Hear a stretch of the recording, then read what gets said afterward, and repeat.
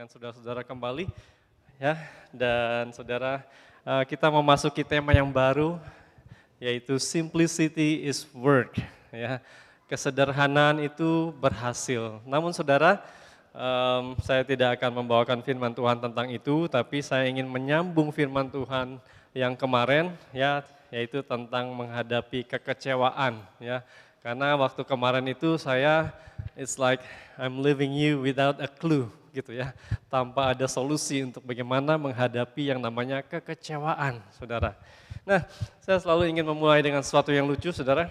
Jadi satu ketika sepasang suami istri sedang ribut, saudara ya, dan suaminya berkata, "Mami ini kerjaannya ke salon melulu, bikin habis uang saja." Ya, kemudian istrinya nyaut, papi tahu, mami itu ke salon supaya terlihat cantik di depan mami. Daripada papi, ngapain aja setiap hari, mabok melulu, ya kan? Terus suaminya nggak terima, dia bilang, mami tahu kenapa papi mabok setiap hari. Papi mabok setiap hari supaya mami terlihat cantik di depan papi. Terus istrinya langsung gulung tangan gitu ya.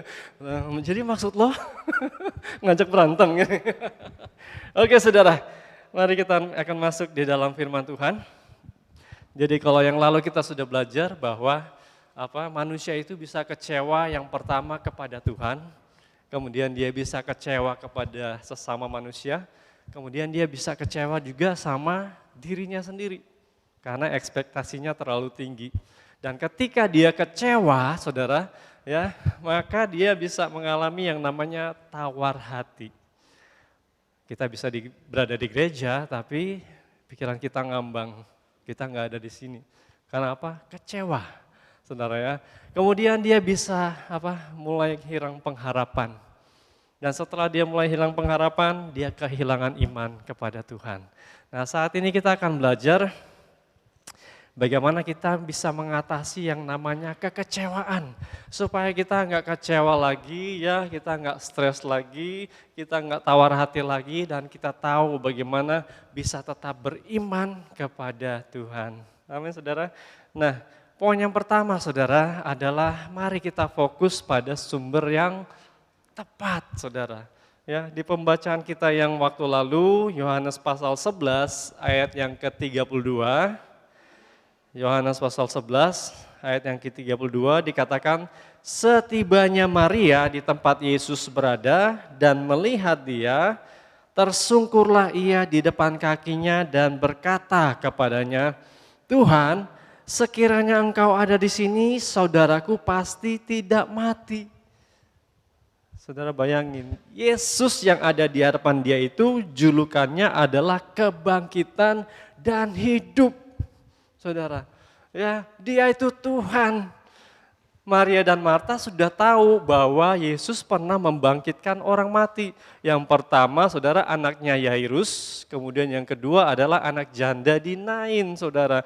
Mereka tahu kenapa? Karena Yesus setiap kali pelayanan pasti mampir ke rumahnya Maria dan Marta dan Lazarus. Mereka bercakap-cakap. Mereka pasti tahu pelayanan Tuhan, apa yang Tuhan kerjakan, saudara ya, mengadakan mujizat termasuk membangkitkan orang mati. Tapi toh dia masih berkata, Tuhan seandainya engkau ada di sini, saudaraku pasti tidak mati. Artinya apa? Dia berkata sudah terlambat Tuhan, dia sudah mati, nggak ada gunanya lagi. Ya. Itu orang kalau kecewa saudara ya, dia tahu padahal ya yang di depannya itu adalah Yesus penyembuh saudara ya.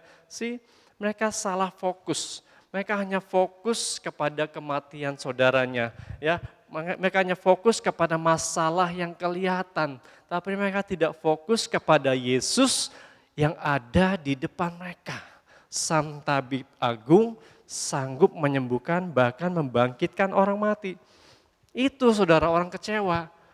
Sudah ada Tuhan tapi tetap tidak percaya bahwa Tuhan sanggup membuat mujizat bagi masalah pergumulannya.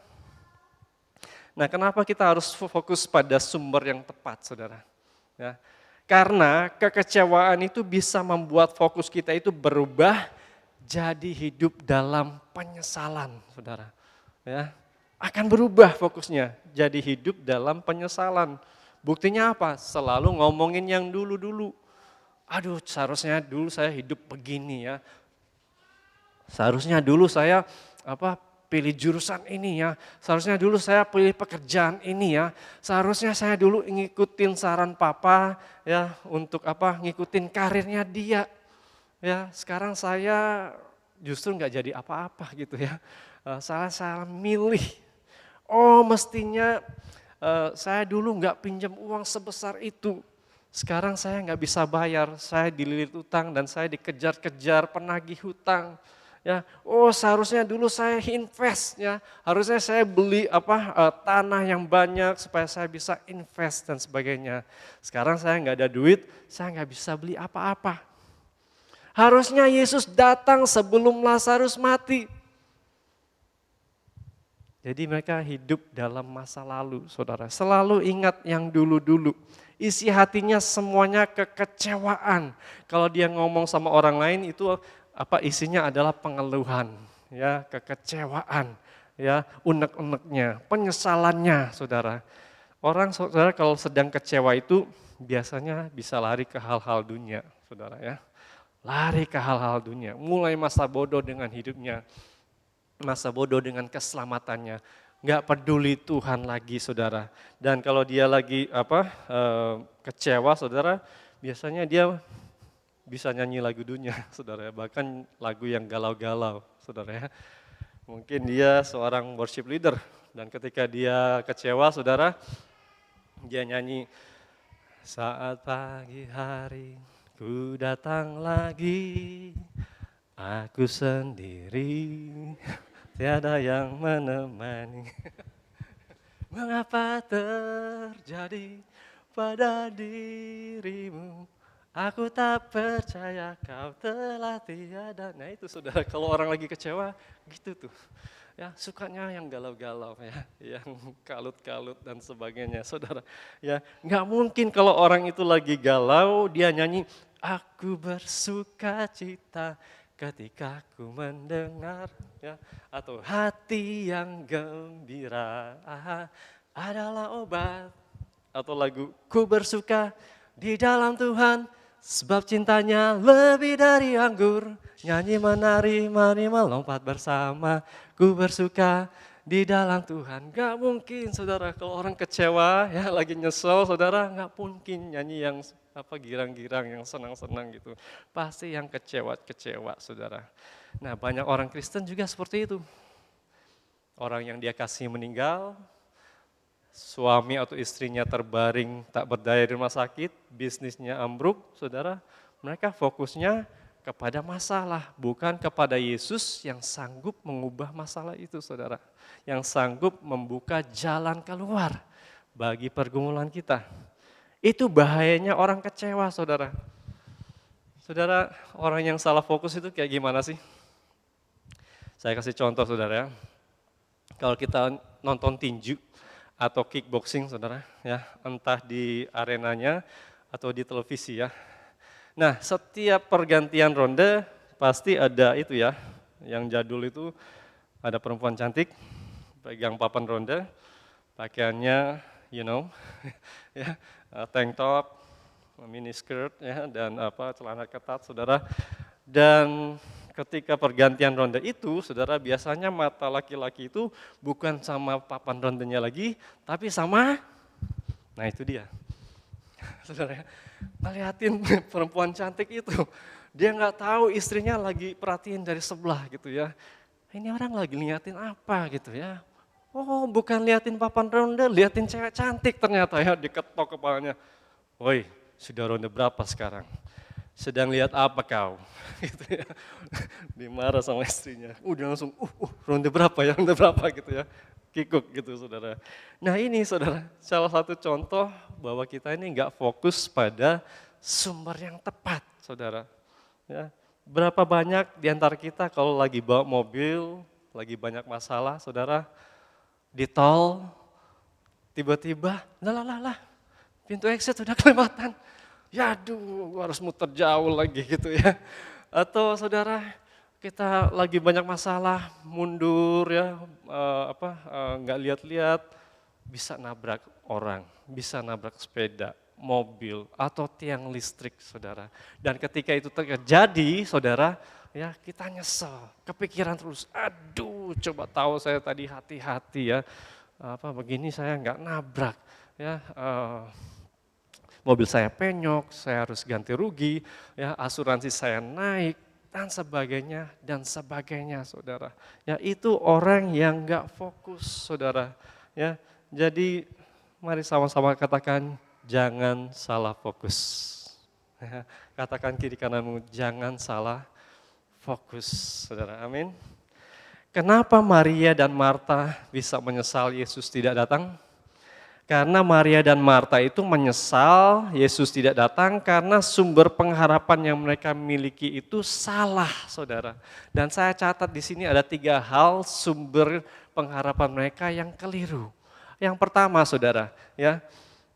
Yang pertama adalah sumber pengharapan mereka adalah pikiran mereka. Dengan kata lain, saudara, ya, mereka berharap dengan memakai pikiran mereka. Gitu ya. Seharusnya Yesus itu ada di sini. Pikiran saya Yesus itu harus ada di sini supaya Yesus jamah Lazarus supaya dia nggak jadi mati. Pokoknya harus pakai pikiran saya, bukan pikirannya Tuhan. Nah itu yang pertama. Yang kedua saudara, ya pengharapan mereka yang salah adalah cara mereka. Menurut mereka ya harusnya cara satu-satunya supaya Lazarus nggak mati, ya Yesus harus datang ke sini, sembuhkan dia supaya dia dijamah, ya, dia tercegah dari kematian. Pokoknya harus pakai cara saya, bukan caranya Tuhan. Nah, itu yang seringkali keliru, Saudara ya.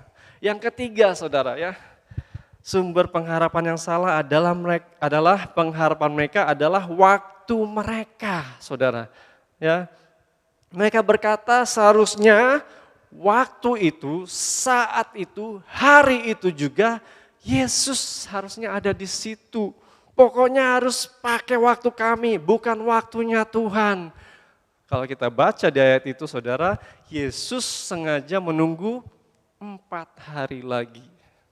Ya, kita mungkin kalau dalam kaum keluarga aja saudara ya, mungkin salah satu ada di luar negeri ya. Kemudian orang tua kita meninggal, dia datangnya sebulan kemudian. Apa yang kita rasakan saudara? Kamu ya, gak hormat sama orang tua, sudah meninggal sebulan baru nongol gitu ya. Keselnya bukan main. Nah mereka juga mengalami hal yang sama saudara. Ya, Lazarus sudah mati 4 hari, Yesus baru nongol. Tega ya, Yesus datang sudah mati. Lazarus gitu ya. Jadi saudara, 3 hal ini yang merupakan kekeliruan dalam kehidupan mereka, pengharapan yang salah, yang keliru saudara. Ya. Pertanyaannya saudara, apa yang menjadi sumber pengharapan kita saat ini saudara? Apakah pikiran kita? Apakah cara kita? Apakah waktu kita saudara? Kita berpikir kita mau ngatur Tuhan. Padahal firman Tuhan berkata, rancanganku bukan rancanganmu dan jalanku bukan jalanmu saudara. Ya. Jadi saudara mari tanyakan dalam kehidupan kita apakah seringkali kita memaksakan kehendak kita kepada Tuhan. Yang sebenarnya Tuhan punya maksud yang lain, yang berbeda ya menurut caranya sendiri, pikirannya sendiri, waktunya Tuhan sendiri. Dan kita tahu waktu, pikiran dan cara Tuhan itu yang the best, yang terbaik dalam kehidupan kita. Amin saudara. Saya punya kesaksian saudara, papa kami punya tanah ya di Manado, di daerah Kembes. Orang Manado pasti tahu ya daerah Kembes itu di mana.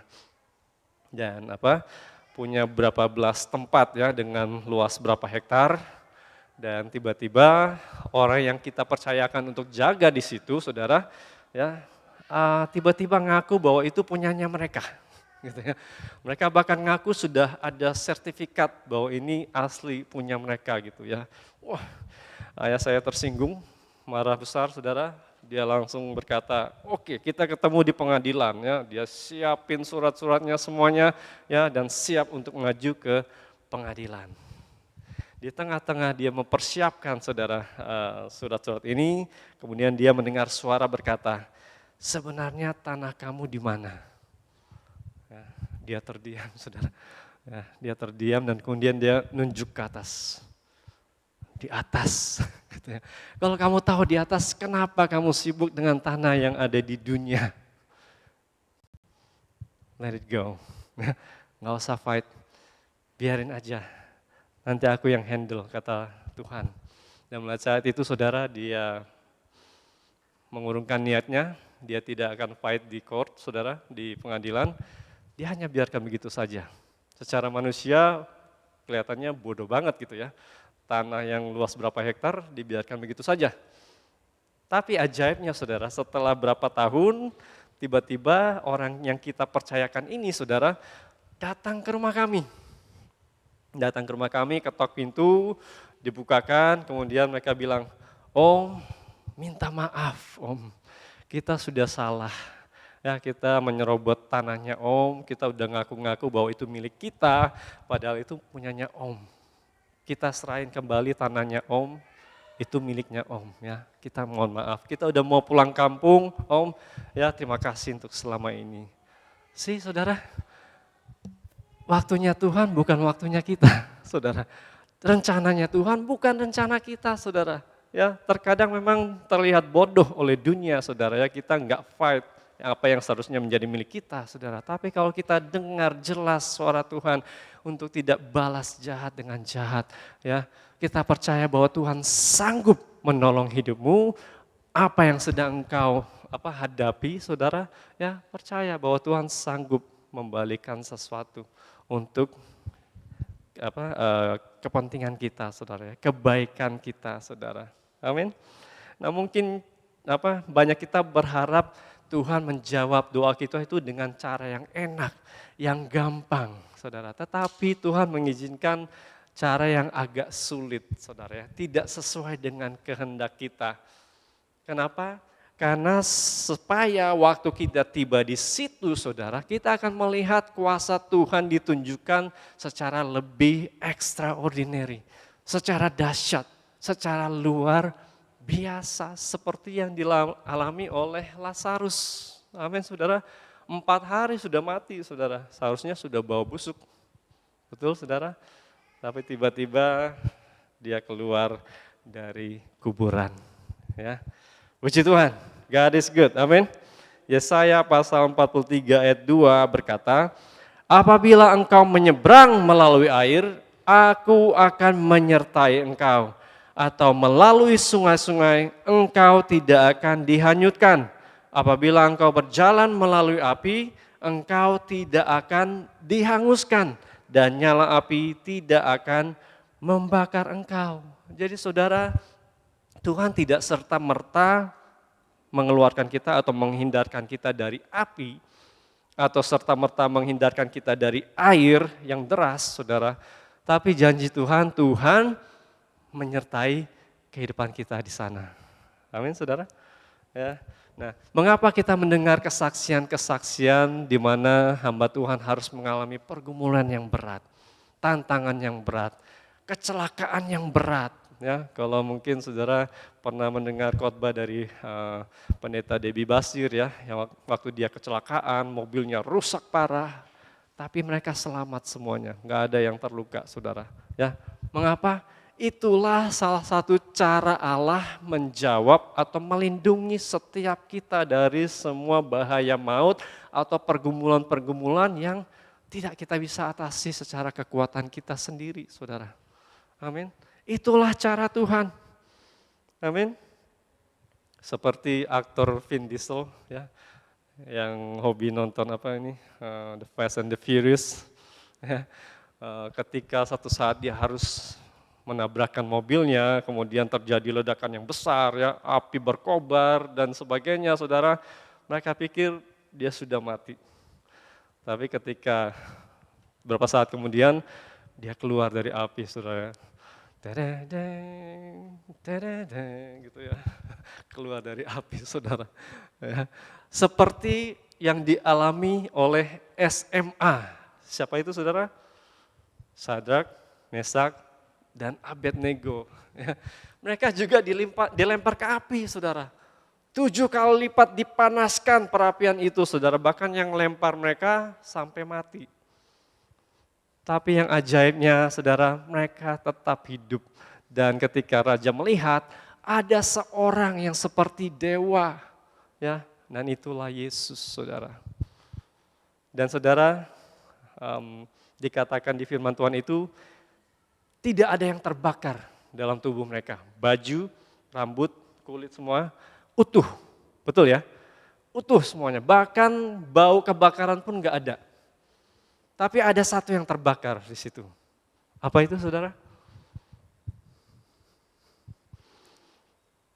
Tali yang mengikat mereka. Ya, mereka dilempar terikat, betul? Jadi ketika dilempar, yang terbakar itu hanya tali yang mengikat mereka, saudara. Nah, tali ini berbicara tentang limitation, ya, keterbatasan kita untuk mempercayai Tuhan di saat waktu-waktu atau kondisi yang sulit bagi kita, ya.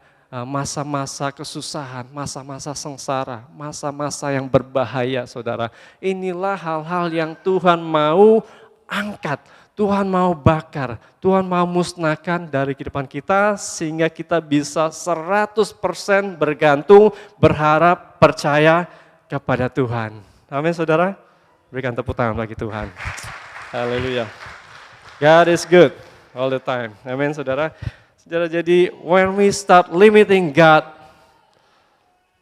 when we start limiting what God can do, we will not see His greater power. Ya, jadi waktu kita mulai membatasi Tuhan tentang apa yang Dia bisa kerjakan, maka kita nggak akan bisa melihat kuasanya yang lebih dahsyat dalam kehidupan kita, saudara.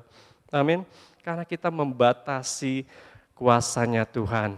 Ya, jadi saudara, bayangkan inilah yang terjadi kepada Maria dan Marta. Yesus ada di situ, tapi mereka membatasi Tuhan Yesus, ya, yang maha kuasa. Ya, jadi mari sama-sama katakan kiri kananmu, jangan batasi Tuhan. Amin. Jangan batasi Tuhan. Saya berdoa untuk jemaat di tempat ini untuk tidak membatasi Tuhan, ya, bisa berkarya dalam kehidupannya. Jadi saudara, dan ketika kita menghadapi pergumulan, saudara, ya, bukan hanya membatasi Tuhan, dan ketika jawaban doa kita belum datang, Tuhan belum menjawab doa kita, saudara, jangan lari kepada manusia. Orang-orang yang berpangkat, kedudukan, berpengaruh, ya, paranormal dan sebagainya, saudara, jangan lari sama mereka. Ya, tetap andalkan Tuhan, tetap berharap kepada Tuhan.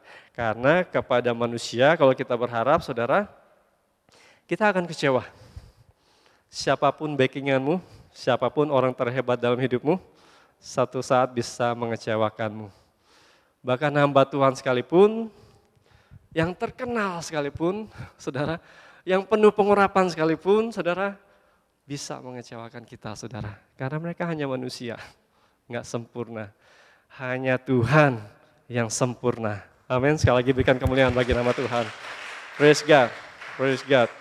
Jadi saudara, mari buat keputusan hari ini, saudara.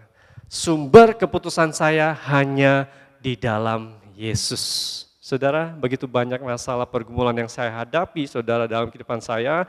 Ketika saya mentok, nggak bisa buat apa-apa, saya tetap nggak mau gegabah, saudara. Saya mau selalu tanya Tuhan. Saya mau sabar menanti jawaban Tuhan.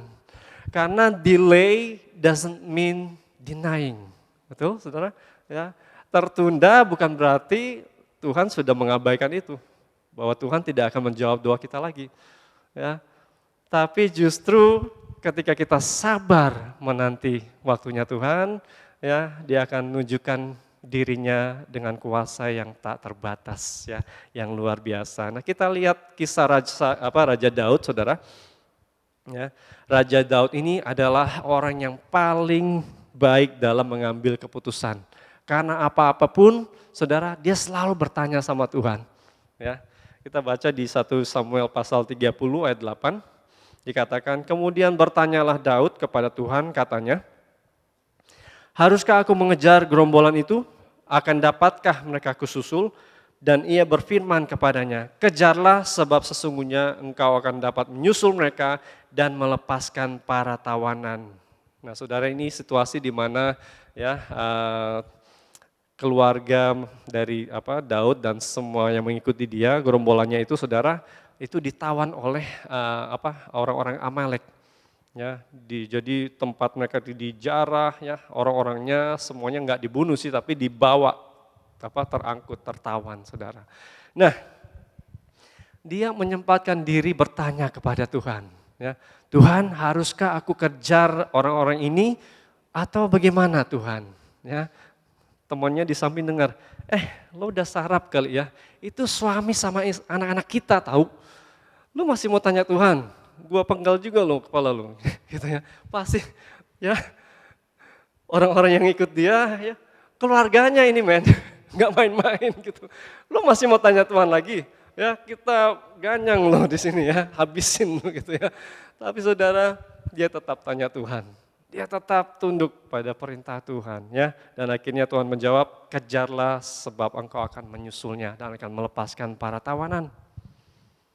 Di ayat berikutnya saudara ya, di 2 Samuel pasal 5 ayat 17 sampai 19.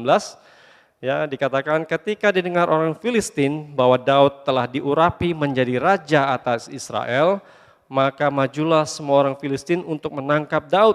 Tetapi Daud mendengar hal itu, lalu ia pergi ke kubu pertahanan. Ketika orang Filistin itu datang dan memencar di lembah Refaim, bertanyalah Daud kepada Tuhan. Saudara, dia kembali bertanya kepada Tuhan, apakah aku harus maju melawan orang Filistin itu? Akan kau serahkankah mereka ke dalam tanganku? Tuhan menjawab Daud, majulah, sebab aku pasti akan menyerahkan orang Filistin itu ke dalam tanganmu. Nggak lama kemudian, saudara, ya terjadi lagi orang Filistin menyerang Daud, saudara. Ya, di 2 Samuel pasal 5 ayat 23 sampai 25 mengatakan, maka bertanyalah Daud kepada Tuhan dan ia menjawab, janganlah maju, tetapi buatlah gerakan lingkaran sampai ke belakang mereka, sehingga engkau dapat menyerang mereka dari jurusan pohon-pohon kertau. Dan bila engkau mendengar bunyi derap langkah di puncak pohon-pohon kertau itu, maka haruslah engkau bertindak cepat, sebab pada waktu itu Tuhan telah keluar berperang di depanmu untuk memukul kalah tentara orang Filistin. Dan Daud berbuat demikian seperti yang diperintahkan Tuhan kepadanya, maka ia memukul kalah orang Filistin mulai dari Geba sampai dekat Geser. Saudara tahu Daud ini seorang pahlawan. Ya, dia hero, saudara. Dia bunuh Goliat dan sebagainya. Seharusnya dia punya strategi perang gitu ya. Dia sudah pengalaman dalam berperang. Sebenarnya dia bisa aja maju gitu ya. Langsung serang. Sikat pakai strategi ini ya, teknik ini kita sikat mereka gitu ya. Tapi enggak, saudara. Dalam segala keputusan Daud selalu bertanya kepada Tuhan. Ya. Puji Tuhan. Jadi saudara, masalah apapun dalam hidupmu, pergumulan apapun dalam hidupmu, engkau sedang kecewa ya dan sebagainya, jangan gegabah, jangan terburu-buru, saudara. Jangan pakai pikiran, cara, waktu kita, saudara. Mari andalkan Tuhan. He knows the best for us. Amin, saudara. Dia tahu yang terbaik buat kita, ya, menurut cara, pikiran, dan waktunya Tuhan. Nah, itu yang pertama, saudara ya, fokus pada sumber yang tepat. Yang kedua, saudara, pilihlah tempat yang tepat untuk menangis, saudara.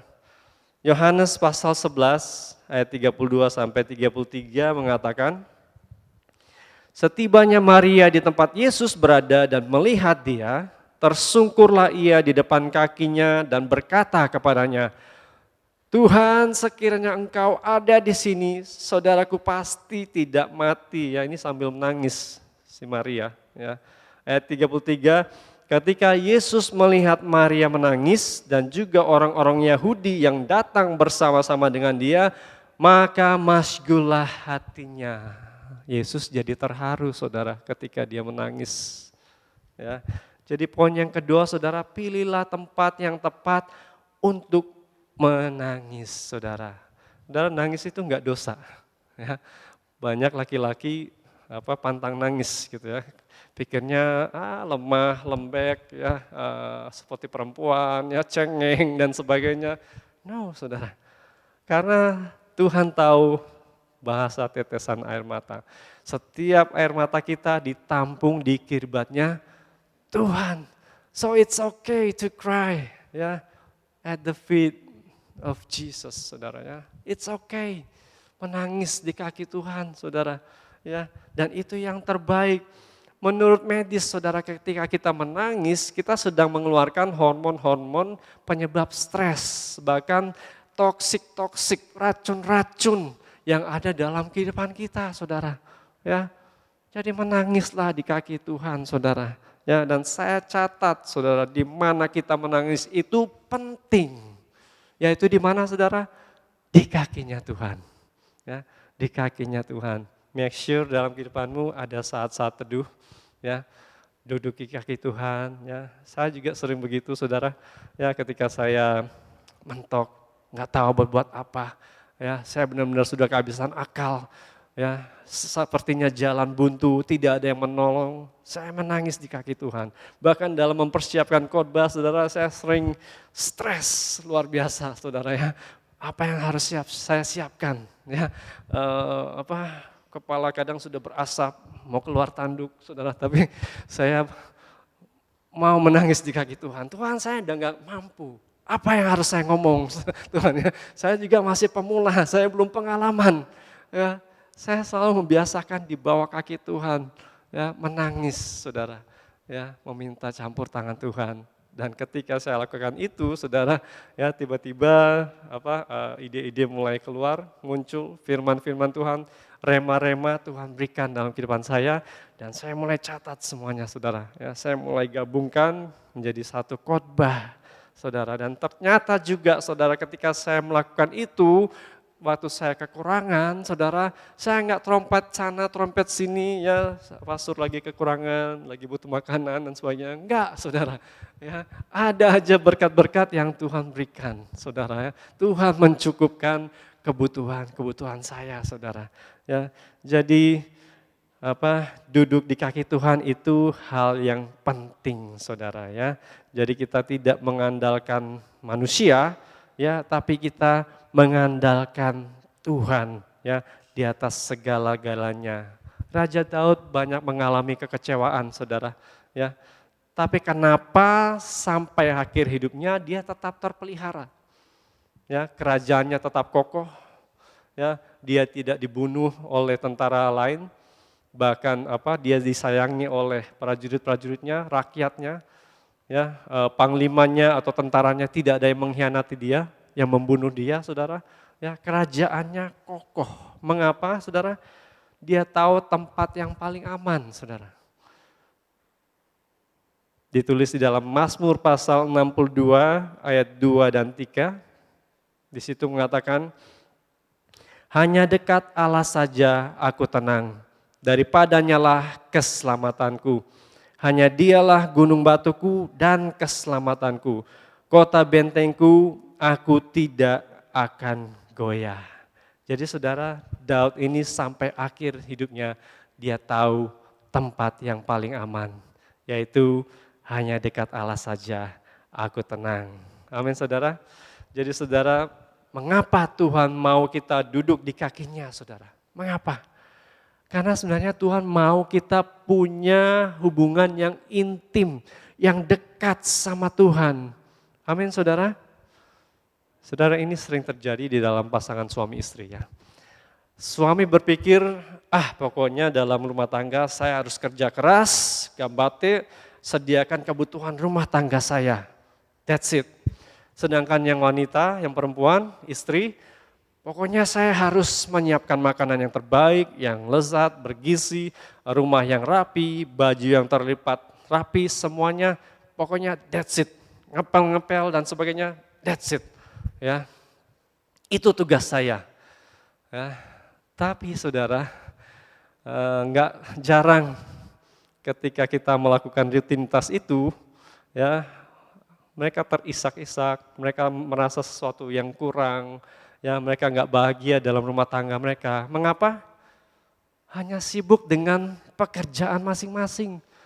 Yang suami cari duit melulu, ya kadang pulang malam, ya nggak ada waktu buat istri dan anak-anak. Yang istri juga sibuk ngepel, cuci piring, cuci baju, ya ngelipet-ngelipet dan sebagainya. Ya ketika dipanggil suaminya, yuk kita nonton bareng di televisi. Lu nggak lihat nih belum selesai dipel, gitu ya. Gak ada hubungan yang intim, saudara. Ya dan sering terjadi tidak bahagia dalam rumah tangga, saudara. Ya, dan makanya saudara sampai ada keluar perkataan-perkataan seperti ini gitu ya. Kok kamu makin nggak bisa dibilangin sih? Kok kamu makin jauh dari aku? Kok kamu makin terasa asing ya? Dari aku ya? Kok aku makin nggak kenal sama kamu? Pernah merasa begitu? Yang ketawa-ketawa pengalaman mungkin ya. Ya. Sebenarnya yang Tuhan mau itu kita intim. Ya, suami istri harus intim hubungannya, ya. Yes, rumah yang rapi, ya, pakaian yang rapi dilipat, makanan yang sedap, yang lezat. It's all okay, it's all good. Tapi yang lebih dari itu saya butuh kamu. So sweet ya gitu ya. Yang kita butuh itu kamu. Bukan apa yang kau sediakan, jerih payahmu, it's all good, tapi engkau yang lebih penting buat saya. Nah hubungan kita dengan Tuhan juga sama saudara ya. Yes kita memuridkan, kita pelayanan, jadwal pelayanan kita banyak dan sebagainya, it's okay ya. Tapi itu hubungan vertikal dengan manusia saudara ya. Satu saat kita kecapean ya, keteteran dan sebagainya. Tapi yang Tuhan mau hubungan vertikal dengan Tuhan itu jauh lebih baik, jauh lebih diharapkan oleh Tuhan daripada kita hanya melayani saudara ya dan tidak ada hubungan dengan Tuhan sama sekali. Justru sebaliknya kita harus lebih banyak hubungan dengan Tuhan, baru kemudian kita melayani sesama kita saudara. Itu yang Tuhan mau, hubungan yang intim. Amin. Bayangkan suami istri kalau begini saudara ya. Ketika suaminya pulang kerja, disambut oleh istrinya. Selamat malam Baginda Raja. Maukah masuk kedatangan hamba, hanya mau bertanya apakah Tuanku sudah lapar malam hari ini. Maukah saya menyediakan hidangan malam buat Baginda Raja pada saat ini. Gitu ya.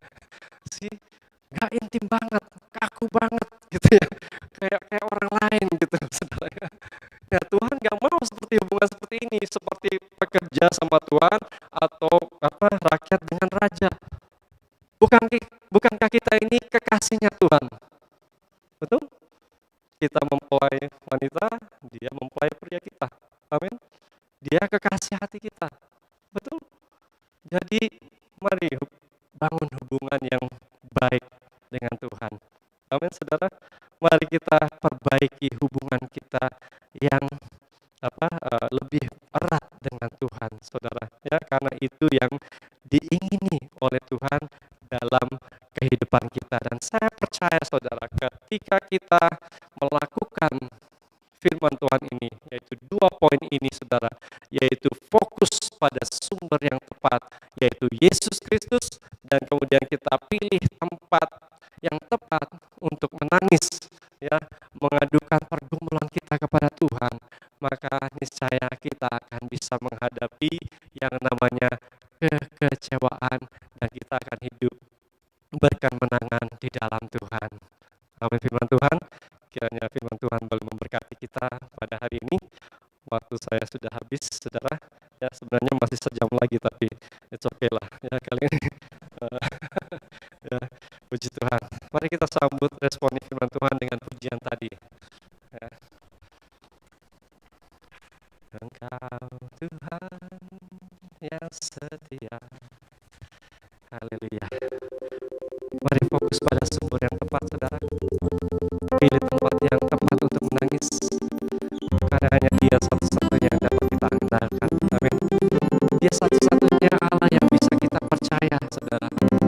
dari backingan kita, orang-orang yang kita andalkan, orang-orang yang berpengaruh, presiden sekalipun saudara, semua nggak bisa kita andalkan. Hanya Tuhan satu-satunya pertolongan kita saudara. Make sure kehidupan kita menyerahkan, berserah total, surrender all at the feet of Jesus. Maka saya percaya hidup akan berkemenangan di dalam Tuhan.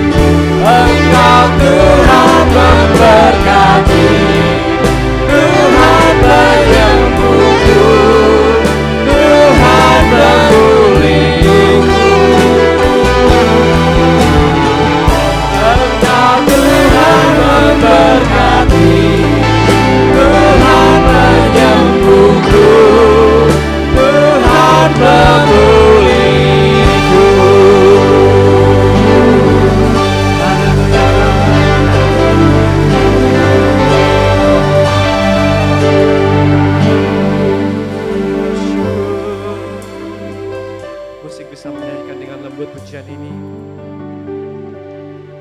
Mungkin di antara saudara saat ini sedang mengalami yang namanya kekecewaan. Kita ditolak oleh suami, atau kita mungkin kecewa kepada Tuhan karena seorang kita kasih meninggal dan seakan Tuhan tidak ada di sana. Atau mungkin pasangan hidup kita tergeletak, tak berdaya, sakit di rumah sakit. Dan seakan-akan semua jalan tertutup bagi kita. Kita mencoba dengan segala upaya tapi tidak membuahkan hasil. Kita jadi kecewa, kita marah-marah, kita pakai kekuatan kita sendiri, kita pakai pikiran, cara, waktu kita sendiri, dan kita mau mengatur Tuhan. Kalau ada di antara saudara, saudara mau maju ke depan, saya mau mendoakan saudara yang sedang mengalami kekecewaan, apapun itu saudara. Boleh maju ke depan, kita akan mendoakan. Dan seluruh jemaat Tuhan akan menopang di dalam doa. Agar yang terbaik Tuhan berikan dalam kehidupan. Atau mungkin saudara malu untuk maju ke depan, bisa berdiri di tempat, taruh tanganmu di dada dan angkat tangan kepada Tuhan, berserah. Haleluya Tuhan, haleluya. Bapa, kami mengucap syukur buat firman-Mu.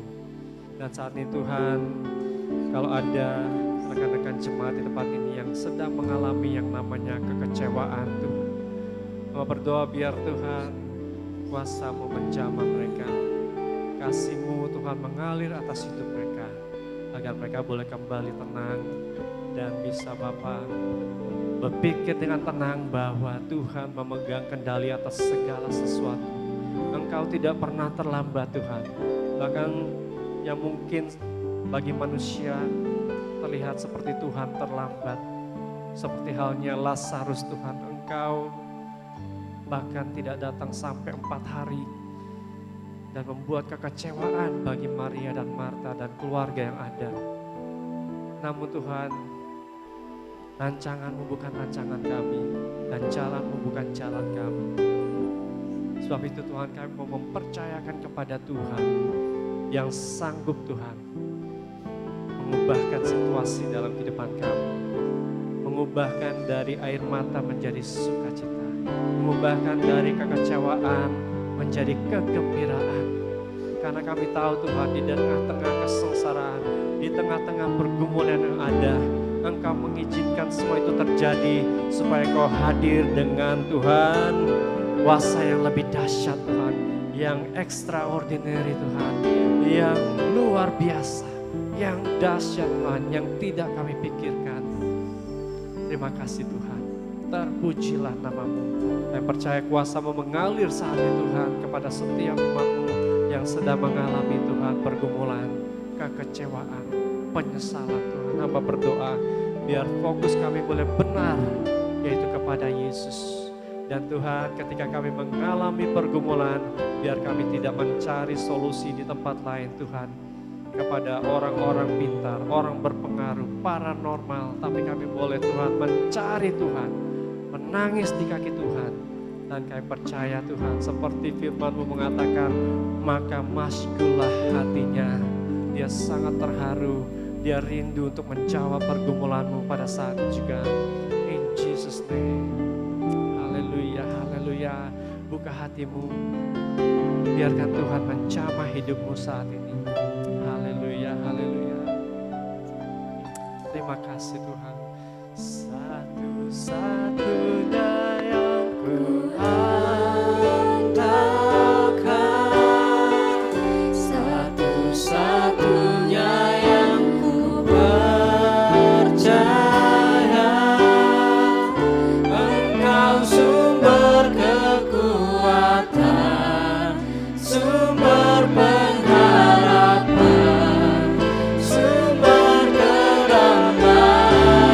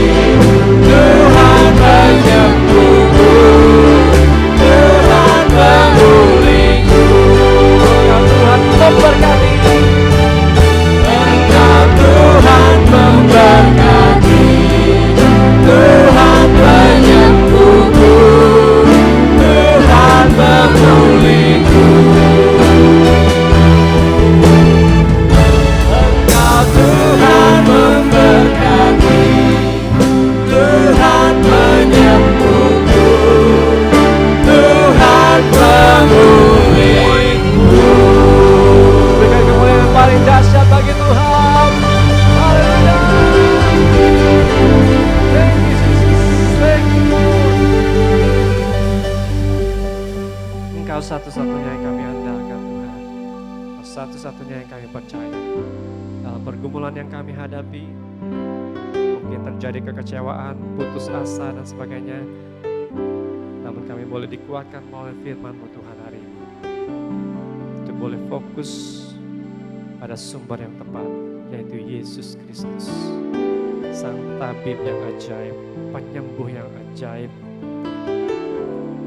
kebangkitan dan hidup yang berkuasa Tuhan atas segala masalah problema hidup kami. Kami mau belajar mempercayai Tuhan dalam hidup kami Bapa. Dan biar Tuhan ketika dalam masalah kami tidak mencari pertolongan orang lain, tapi kami mau mencari pertolongan daripada Tuhan. Kami mau duduk di kaki-Mu Tuhan, mencari wajah-Mu, mencari pertolongan Tuhan. Hamba-Mu sudah berhenti berkata-kata Tuhan, penuh dengan kekurangan, namun biar Tuhan Allah yang sempurna boleh berbicara lebih lanjut gitu Tuhan, lebih panjang lebar menurut level kami masing-masing, sehingga kami semakin mengerti firman-Mu yang boleh ditaburkan pada hari ini. Terpujilah nama-Mu,